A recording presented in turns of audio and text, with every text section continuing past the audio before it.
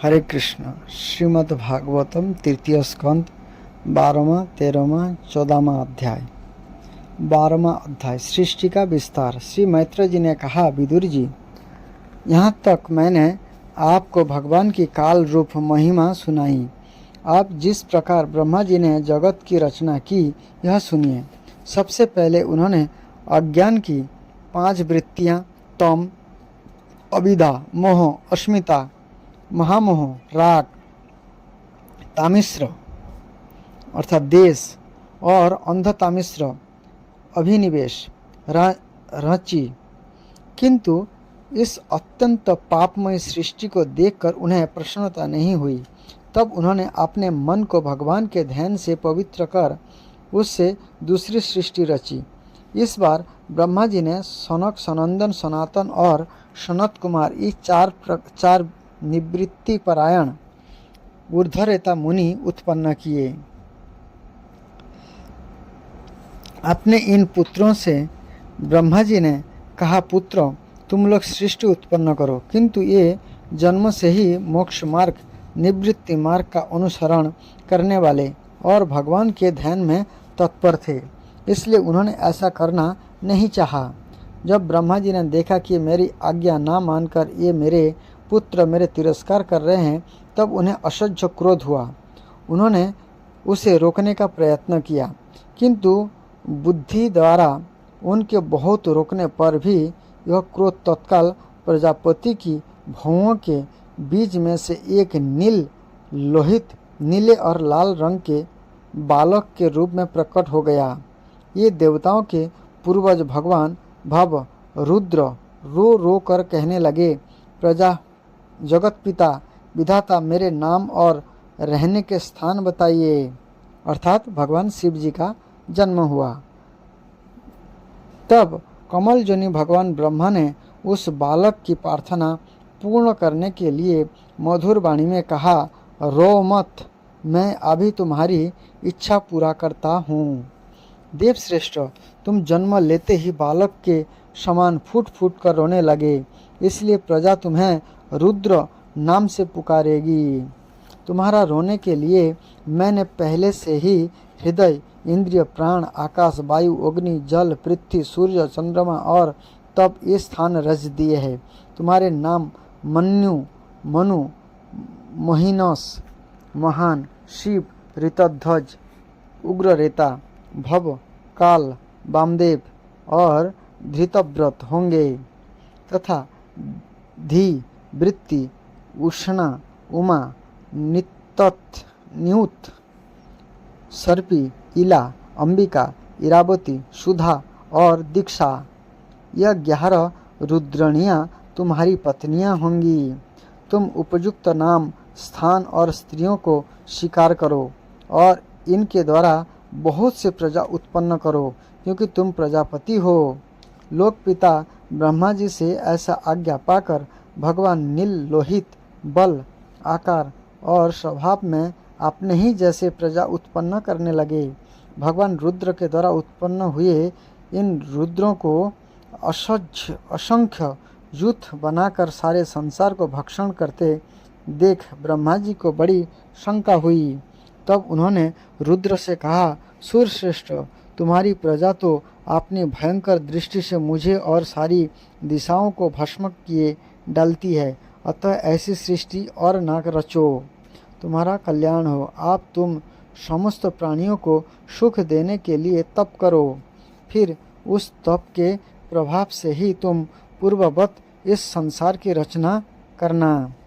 पुरुष तप के द्वारा ही इंद्रियातीत सर्व अंतर्यामी ज्योति पुरुष श्री हरि को सुगमता से प्राप्त कर सकता है। श्री मैत्र जी कहते हैं, जब ब्रह्मा जी ने ऐसी आज्ञा दी तब रुद्र ने बहुत अच्छा कहकर उसे शिरोधार्य किया और फिर उनकी अनुमति लेकर तथा उनकी परिक्रमा करके ये तपस्या करने के लिए वन को चले गए। इसके पश्चात जब भगवान की शक्ति से संपन्न ब्रह्मा जी ने सृष्टि के लिए संकल्प किए, तब उनके 10 पुत्र और उत्पन्न हुए। उनसे लोक की बहुत वृद्धि हुई। उनके नाम मरीचि, अत्रि, अंगिरा, पुलस्य, पुलह, क्रतु, भृगु, वशिष्ठ, दक्ष और 10वें नारद थे। इनमें नारद जी प्रजापति ब्रह्मा जी की गोद से, दक्ष अंगूठे से, वशिष्ठ प्राण से, भृगु त्वचा से, क्रतु हाथ से, पुलस्य नाभि से, पुलह नाभि से, पुलस्य ऋषि कानों से, अंगिरा मुख से, अत्रि नेत्र से और मरीचि मन से उत्पन्न हुए। फिर उनके दाएं स्तन से धर्म उत्पन्न हुआ। उनकी पत्नी मूर्ति से स्वयं नारायण अवतीर्ण हुए तथा उनकी पीठ से अधर्म का जन्म हुआ और उससे संसार की भयभीत करने वाला मृत्यु उत्पन्न हुआ। इसी प्रकार ब्रह्मा जी के हृदय से काम, भौं से क्रोध, नीचे के होठ से लोभ, मुख से वाणी की अधिष्ठात्री देवी सरस्वती, लिंग से समुद्र, गुदा से पाप का निवास स्थान अर्थात राक्षसों का अधिपति निरुति, छाया से देवहूति के पति भगवान करदम जी उत्पन्न हुए।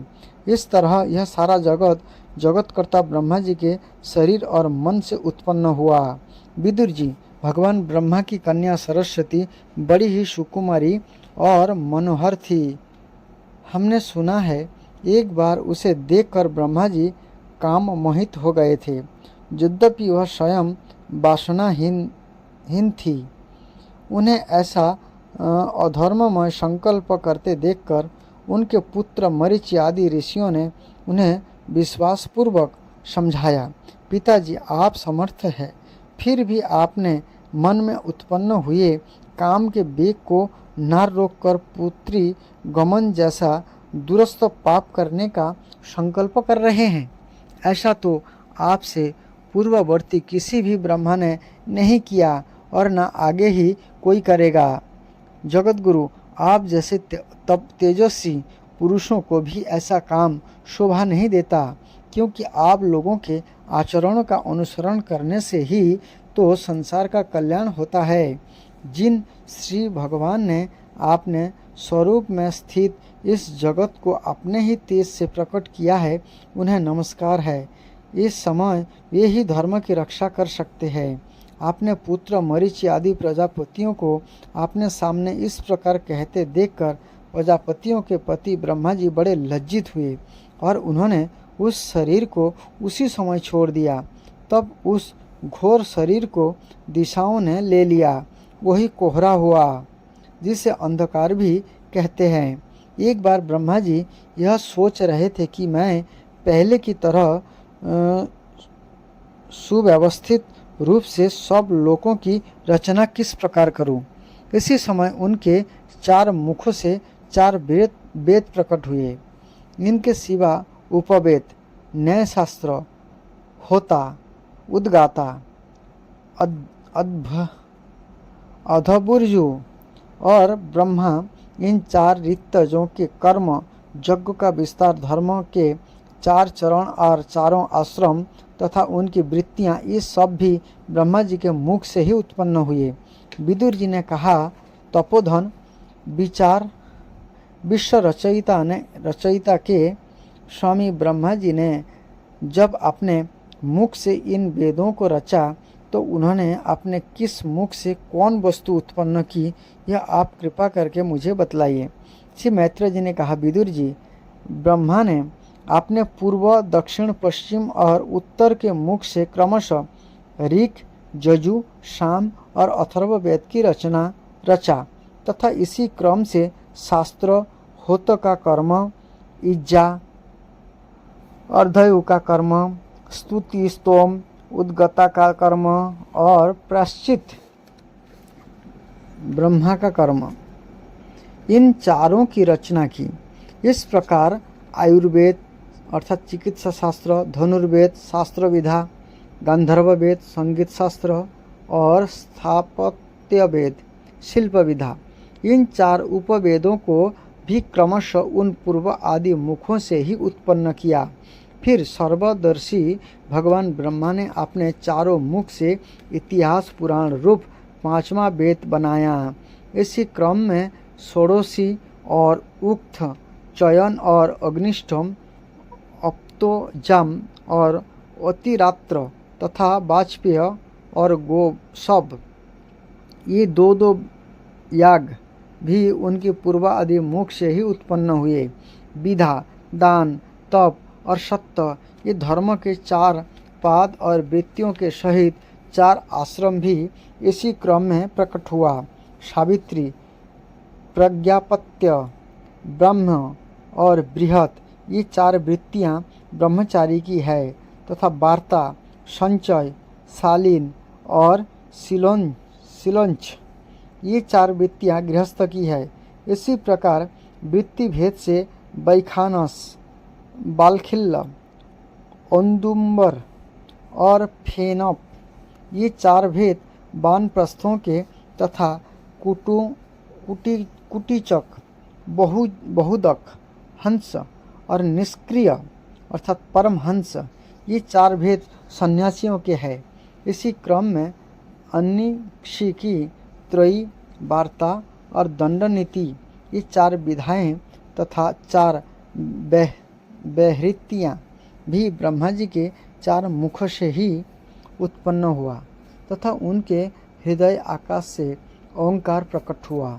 उनके रोमों से उष्णिक, त्वचा से गायत्री, मांस से त्रिष्टुप, स्नायु से अनुष्टुप, उपस्थितियों से जगती, मज्जा से पंक्ति और प्राणों से बृहति छंद उत्पन्न हुआ। ऐसे ही उनका जीव, स्पर्श वर्ण, कवगादि, पंचवर्ग और देह स्वरवर्ण, आकार आदि कहलाया। उनकी इंद्रियों को उष्ण वर्ण, श, स, स, ह और बल को अंतस्थ, र, ल, व कहते हैं तथा उनकी कीड़ा से निषाद, ऋषभ, गांधार, षडज, मध्यम, धैवत और पंचम, ये 7 स्वर हुए। ये ताल ब्रह्मा जी शब्द स्वरूप है।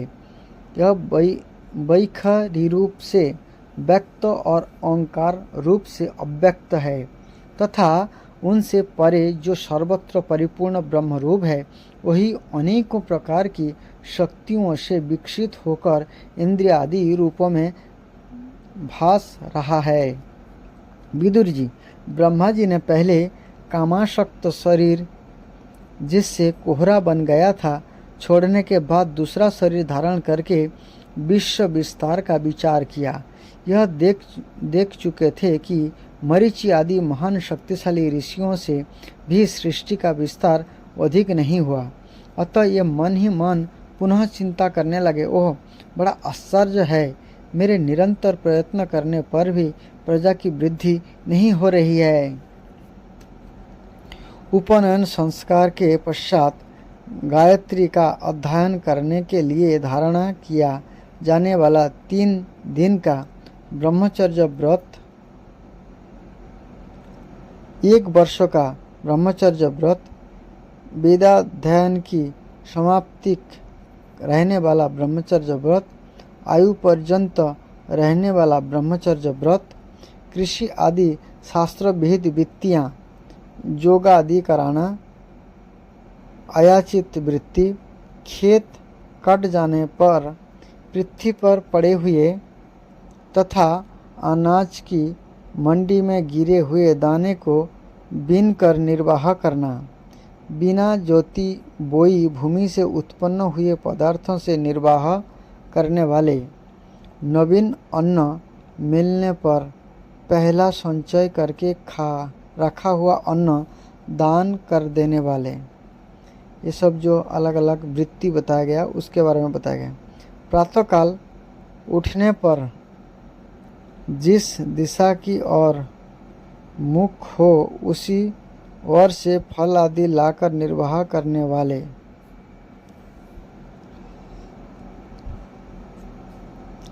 जो यहाँ पर अलग अलग वृत्ति बताए गए हैं उसी का वर्णन किया गया है। जैसे ब्रह्मचारी के 4 वृत्ति, गृहस्थ के 4 वृत्ति, उसको वही वर्णन किया गया है नीचे। वही उन्होंने बताया।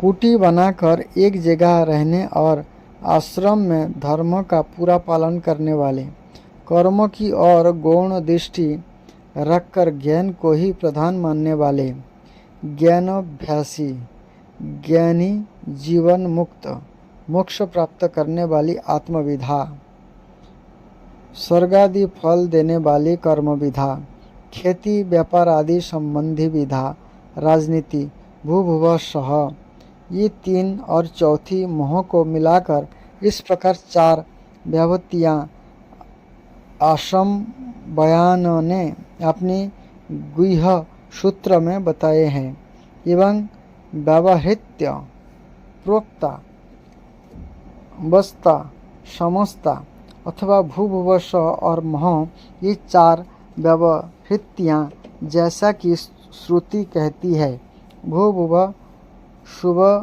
रीति व एकास्तित्र व्यवहृतस्था माशु शामु ह स्मैतम चतुर्मः वाचमस्यः प्रवेदते मह इत्यादि।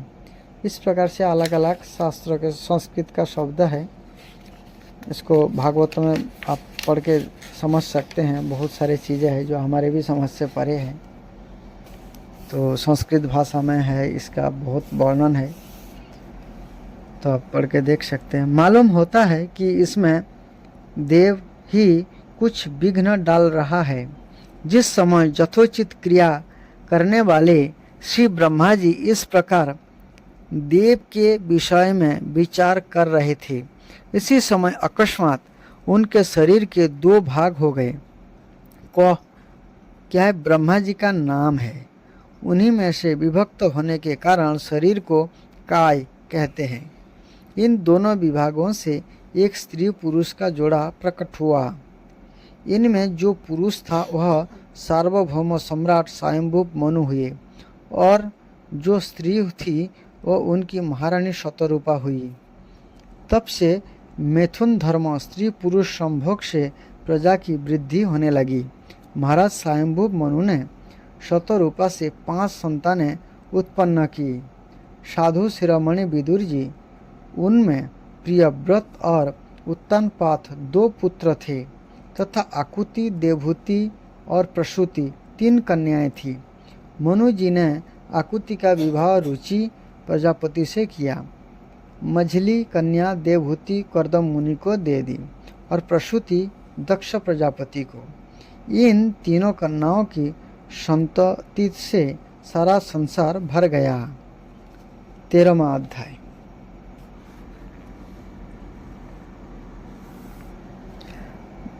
वराह अवतार की कथा। श्री सुखदेव जी ने कहा, राजन, मुनिवर मैत्र जी के मुख से यह परम पुण्यमयी कथा सुनकर श्री विदुर जी ने फिर पूछा, क्योंकि भगवान की लीला कथा में इनका अत्यंत अनुराग हो गया था। विदुर जी ने कहा, मुने, स्वयंभू ब्रह्मा जी के प्रिय पुत्र महाराज स्वयंभू मनु ने अपनी प्रिय पत्नी शतरूपा को पाकर फिर क्या किया? आप साधु शिरोमणि हैं, आप मुझे आदिराज राजर्षि स्वयंभू मनु का पवित्र चरित्र सुनाइए। ये श्री विष्णु भगवान के शरण संपन्न थे, इसलिए उनका चरित्र सुनने में मेरी बहुत श्रद्धा है। जिनके हृदय में श्री मुकुंद के चरणारविंद विराजमान है, उन भक्तजनों के गुणों को श्रवण करना ही मनुष्य के बहुत दिनों तक किए हुए शास्त्राभ्यास के श्रम का मुख्य फल है, ऐसा विद्वानों का श्रेष्ठ मत है। श्री सुखदेव जी कहते हैं, राजन, विदुर जी सहस्त्र शीर्षा भगवान श्री हरि के चरणाश्रित भक्त थे। उन्होंने जब विनय पूर्वक भगवान की कथा के लिए प्रेरणा की, तब मुनिवर मैत्र का रोम रोम खिल उठा। उन्होंने कहा, मैत्र जी बोले, जब अपनी भार्या शतरूपा के साथ स्वयंभू मनु का जन्म हुआ, तब उन्होंने बड़ी नम्रता से हाथ जोड़कर श्री ब्रह्मा जी से कहा, भगवान, एकमात्र आप ही समस्त जीवों के जन्मदाता और जीविका प्रदान करने वाले पिता है। जब तथापि हम आपकी संतान ऐसा कौन सा कर्म करें जिससे आपकी सेवा बन सके? पूज्यपाद, हम आपको नमस्कार करते हैं। अब हमसे हो सकने योग्य किसी ऐसे कार्यों के लिए हमें आज्ञा दीजिए जिससे हम लोगों में हमारा सर्वत्र कीर्ति हो और परलोक में सद्गति प्राप्त हो सके।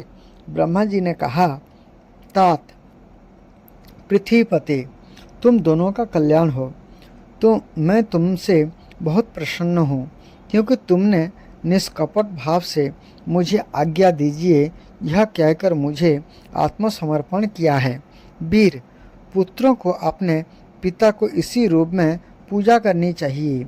उन्हें उचित है कि दूसरों के प्रति ईर्ष्या का भाव न रखकर यहाँ तक बने उनकी आज्ञा का आदरपूर्वक सावधानी से पालन करें। तुम अपनी इस भार्या से अपने ही समान गुणवती संतति उत्पन्न करके धर्मपूर्वक पृथ्वी का पालन करो और यज्ञों द्वारा श्री हरि की आराधना करो।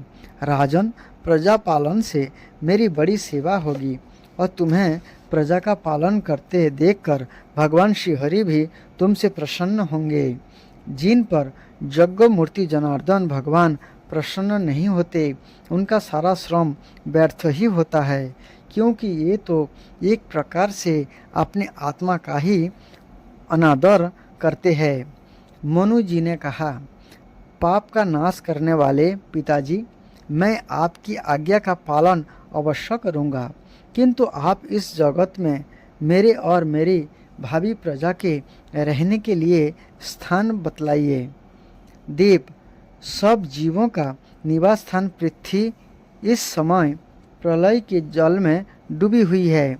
आप इस देवी के उद्धार का प्रयत्न कीजिए।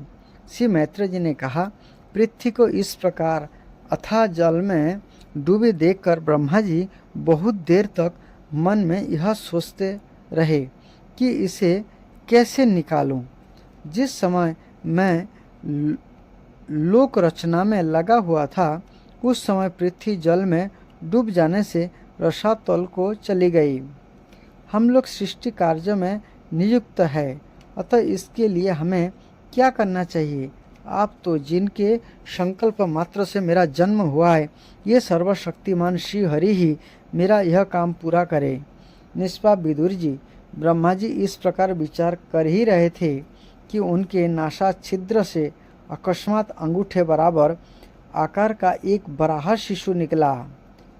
भारत, बड़े आश्चर्य की बात तो यह हुई कि आकाश में खड़ा हुआ यह बराह शिशु ब्रह्मा जी के देखते ही देखते बड़ा होकर क्षण भर में हाथी के बराबर हो गया। उस विशाल बराह मूर्ति को देखकर मरीचि आदि मुनिजन, शनक आदि और स्वयंभू मनु के सहित श्री ब्रह्मा जी तरह तरह के विचार करने लगे। वह शुकर के रूप में आज यह कौन दिव्य प्राणी यहाँ प्रकट हुआ है? कैसा आश्चर्य है! वह अभी अभी मेरी नाक से निकला था। पहले तो वह अंगूठे के पोरों के बराबर दिखाई देता था, किंतु एक ही क्षण में बड़ी भारी शिला के समान हो गया। अवश्य ही यज्ञ मूर्ति भगवान हम लोगों के मन को मोहित कर रहे हैं। ब्रह्मा जी और उनके पुत्र इस प्रकार सोच ही रहे थे कि भगवान यज्ञ पुरुष पर्वताकार होकर गरजने लगे। सर्वशक्तिमान श्री हरि ने अपनी गर्जना से दिशाओं को प्रतिध्वनित करके ब्रह्मा और श्रेष्ठ ब्राह्मणों को हर्ष से भर दिया। अपना खेत दूर करने वाली मायामय बराह भगवान की घुरघराहट को सुनकर ये जनलोक, तपोलोक और सत्यलोक निवासी मुनिजन तीनों वेदों के परम पवित्र मंत्र से उनकी स्तुति करने लगे। भगवान स्वरूप का वेदों में विस्तार से वर्णन किया गया है, अतः उन मुनीश्वरों ने जो स्तुति की उसे देवरूप मानकर भगवान बड़े प्रसन्न हुए और एक बार फिर गरज कर देवताओं के हित के लिए गजराज के सी लीला करते हुए जल में घुस गए। पहले वे शुकर रूप भगवान पूंछ उठाकर बड़े वेग से आकाश में उछले और अपने गर्दन के बालों को फटकार कर खुरों के आघात से बादलों को छितराने लगे। उनका शरीर बड़ा कठोर था, त्वचा पर कड़े कड़े बाल थे, दाढ़ें सफ़ेद थी और नेत्र से तेज निकल रहा था। उस समय उनकी बड़ी शोभा हो रही थी। भगवान स्वयं यज्ञ पुरुष है, तथापि शुकर रूप धारण करने के कारण अपने नाक से सूंघ सूंघ कर पृथ्वी का पता लगा रहे थे। उनकी दाढ़ें बड़ी कठोर थी। इसी प्रकार यद्यपि ये बड़े क्रूर जान पड़ते थे, तथापि अपनी स्तुति करने वाले मरीचि आदि मुनियों की और बड़ी सौम्य दृष्टि से निहारते हुए उन्होंने जल में प्रवेश किया। जिस समय उनका वज्रमय पर्वत के समान कठोर कलेवर जल में गिरा, अर्थात कलेवर का मतलब शरीर, तब उसके बेग से मानो समुद्र का पेट फट गया और उसमें बादलों की गड़गड़ाहट के समान बड़ा भीषण शब्द हुआ। उस समय ऐसा जान पड़ता था मानो अपनी उत्ताल तरंग रूप भुजाओं को उठाकर वह बड़े आर्तस्वर से हे यज्ञेश्वर मेरी रक्षा करो इस प्रकार पुकार रहे हैं। तब भगवान यज्ञ मूर्ति अपने बाण के समान पैन खुरों से जल को चीरते हुए उस अपार जल राशि के उस पार पहुँचे। यहाँ रसातल में उन्होंने समस्त जीवों की आश्रयभूता पृथ्वी को देखा, जिसे कल्पांतर में शयन करने के लिए उद्धत श्री हरि ने स्वयं अपने ही उदर में लीन कर लिया था।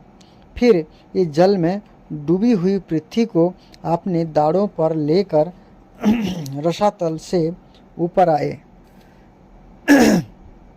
उस समय उनकी बड़ी शोभा हो रही थी।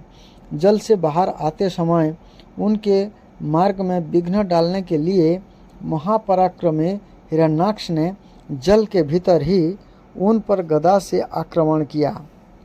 उससे उनका क्रोध चक्र के समान तीक्ष्ण हो गया और उन्होंने उसे लीला से ही उस प्रकार मार डाला जैसे सिंह हाथी को मार डालता है। उस समय उसके रक्त से थुथनी तथा कनपट्टी सन जाने के कारण वे ऐसे जान पड़ते थे मानो कोई गजराज लाल मिट्टी के ढेले में टक्कर मार कर आया है। तात जैसे गजराज अपने दांतों पर कमल पुष्प धारण कर ले, उसी प्रकार अपने सफ़ेद दांतों की नोक पर पृथ्वी को धारण कर जल से बाहर निकले हुए तमाल के समान नीलवर्ण बराह भगवान को देखकर ब्रह्म मरीचि आदि को निश्चित हो गया कि ये भगवान ही है। तब वे हाथ जोड़कर वेद वाक्यों से उनकी स्तुति करने लगे। ऋषियों ने कहा, भगवान अजित आपकी जय हो, जय हो। यज्ञपति अब अपने वेद त्रयी रूप विग्रहों को फटकार रहे हैं। आपको नमस्कार है। आपके रोमकूप में संपूर्ण यज्ञ लीन है। आपने पृथ्वी का उद्धार करने के लिए ही यह शुकर रूप धारण किया है। आपको नमस्कार है। देव दुराचारियों को आपके इस शरीर का दर्शन होने अत्यंत कठिन है, क्योंकि यह यज्ञरूप है। इसकी त्वचा में गायत्री आदि छंद, रोम बलि में कुश, नेत्र में घृत तथा चारों चरणों में होता अध्वर्यु, उद्गाता और ब्रह्मा, इन चारों ऋतिजों के कर्म है। इस आपकी थुथनी मुख के अग्रभाग में ऋक श्रुक है, नासिका छिद्र में श्रोवा है, उदर में ईड़ा जगत्य भक्षण पात्र है, कानों में चमस है, मुख में प्राचित्र ब्रह्म भाग पात्र है और कंठ छिद्र में ग्रह सोमपात्र है। ये जो वर्णन अभी जो चल रहा है, ये वर्णन जो है ब्रह्मा जी के ये जो दिन हुआ, रात के बाद जो ये दिन हुआ, जो 50 साल बीत चुके हैं, उसके बाद जो आज जो चल रहा है सृष्टि का वर्णन, ये इसी सृष्टि का वर्णन बताया जा रहा है। इससे पहले तो जब शुरुआत में सृष्टि हुआ था वो तो वर्णन पहले हो चुका है। तो ये दिन का जो सृष्टि चल रहा है उसी का वर्णन, इसी सृष्टि का वर्णन, स्वयंभुव मनु का वर्णन चल रहा है। इसमें इसी सृष्टि में जो कैसे सृष्टि हुआ, आज अभी तो है 7वां मनु चल रहा है, जो स्वयंभुव मनु चल रहा है। तो ये जो सृष्टि शुरुआत हुआ था दिन का, उसी का वर्णन ये चल रहा है, कैसे सृष्टि हुआ था। फिर सत्ययुग आया, सत्ययुग का वर्णन कैसे हुआ वो चल रहा है। आपकी जो चबाना है वही अग्निहोत्र है। बार बार अवतार लेना यज्ञ स्वरूप आपकी दीक्षाणीय सृष्टि है। गर्दन उपसद 3 इष्टियाँ है, दोनों दाढ़ें प्रायणीय दीक्षा के बाद की इष्टि और उदनीय यज्ञ समाप्ति की इष्टि है। जी हाँ, प्रवर्ग प्रत्येक उपसद के पूर्व किया जाने वाला महावीर नामक कर्म है। सिर सभ्य मतलब होम रहित अग्नि और आवसत्य औपासनाग्नि है तथा प्राण चिति इष्टा का चयन है। देव आपका वीर्य सोम है। आसन अर्थात बैठना प्रातः शवनादि 3 सवन है। सातों साधु अग्निहोष्टम अंत्यग्निष्टिम उक्थ षोडशी वाजपेय अतिरात्र और अपतज्जाम नाम की 7 संस्थाएं हैं तथा शरीर की सुगंधियाँ अर्थात जोड़ संपूर्ण सत्र है। इस प्रकार आप संपूर्ण यज्ञ सोम रहित भाग और क्रतु सोम रहित जाग रूप है। यज्ञानुष्ठान रूप सृष्टियाँ आपके अंगों को मिलाए रखने वाली मांसपेशियाँ हैं। समस्त मंत्र देवता द्रव्य यज्ञ और कर्म आपके ही स्वरूप है। आपको नमस्कार है। वैराग्य भक्ति और मन की एकाग्रता से जिस यज्ञ का अनुभव होता है वो आपका स्वरूप है तथा आप ही सबके विधा गुरु है। आपको पुनः पुनः प्रणाम है। पृथ्वी को धारण करने वाले भगवान आपकी दाढ़ों की नोक पर रखी हुई यह पर्वतादि मंडित पृथ्वी ऐसी सुशोभित हो रहे हैं जैसे वन में से निकलकर बराह आए हुए किसी गजराज को दांतों पर पत्रयुक्त महाकमलिनी रखी हो। आपके दाढ़ों पर रखे हुए भूमंडल के सहित आपका वह वेदमय बराह विग्रह ऐसा सुशोभित हो रहा है जैसे शिखरों पर छाई हुई मेघ माला से कुल पर्वत की शोभा होती है। नाथ, चराचर जीवों के सुख पूर्वक रहने के लिए आप अपनी पत्नी इन अजन्मा जगन्माता पृथ्वी को जल पर स्थापित कीजिए। आप जगत के पिता हैं और अरणि में अग्निस्थापन के समान आपने इसमें धारणा शक्ति रूप अपना तेज स्थापित किया है। हम आपको और इस पृथ्वी माता को प्रणाम करते हैं। प्रभु, रसातल में डूबी हुई इस पृथ्वी को निकालने का साहस आपके सिवा और कौन कर सकता है, किंतु आप तो संपूर्ण आश्चर्य के आश्रय है। आपके लिए यह कोई आश्चर्य की बात नहीं है।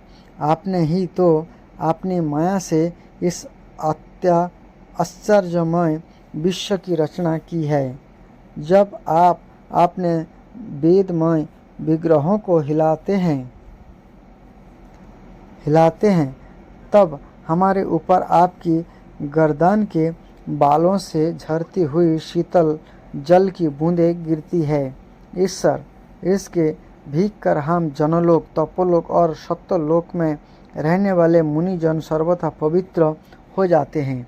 जो पुरुष आपके कर्मों का पार पाना चाहते हैं, अवश्य ही उसकी बुद्धि नष्ट हो गई है, क्योंकि आपके कर्मों का कोई पार नहीं है। आपकी ही जोग माया के सत्य आदि गुणों से यह सारा जगत मोहित हो रहा है। भगवान आप इसका कल्याण कीजिए।